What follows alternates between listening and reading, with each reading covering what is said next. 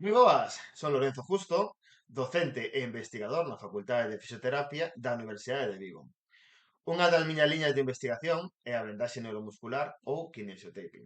E, efectivamente, as vendas de cores.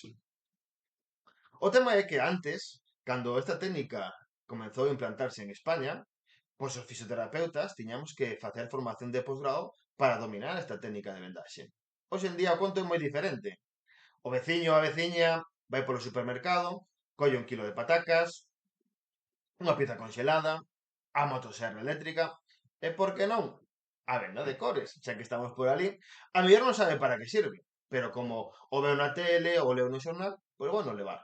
Deben pensar que con iso fan o camiño de Santiago na metade de tempo, ou cando menos, cena na pachanga do domingo. Entón, nisto de lucir, xa chega o primeiro dilema, escoller a cor. Hai unha confusión generalizada que é que a vendaxe neuromuscular, a cor, é igual que as bandas elásticas. Cada banda elástica, por facer exercicio, ofrece diferente resistencia e identifícase cunha cor. Na vendaxe neuromuscular nada ten que ver. Sí que é certo que hai algunha aplicación de cromoterapia que di que, supostamente, cada cor ten un efecto terapéutico. Esta é unha pseudociencia, é unha pseudoterapia.